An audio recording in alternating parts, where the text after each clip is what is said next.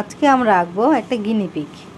প্রথমেই দেখো দাগগুলো আমি দিয়ে নিচ্ছি। গিনিপিগটা আঁকছে এই পায়ের অংশ, এবার পিঠের অংশটা এই লেজ পর্যন্ত, আরও একটা পা এবং এই পাশে দুইটা পা তার দেখা যাচ্ছে, তার সাথে চোখ দিব আর মুখের অংশ আর লেজ।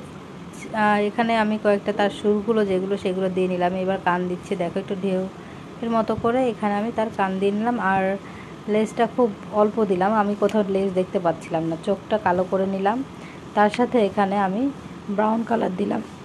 ব্রাউন কালারটা ইউজ করছি, দেখো ডার্ক থেকে লাইট, তার সাথে একটু ইয়েলো শেড যেটা সেটা একটু সাদা।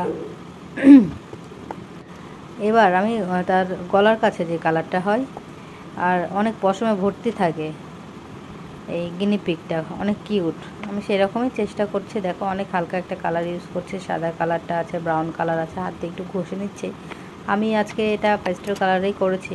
এরপরে দেখো মোটামুটি চোখগুলো কালো দিয়ে আমরা হাইলাইট করে নিচ্ছি আর কানটা হাইলাইট করে নিচ্ছি। তার সাথে এবার পায়ের অংশটা, পায়েও আমি এখানে ব্রাউন কালার দিচ্ছি খুব হালকা করে।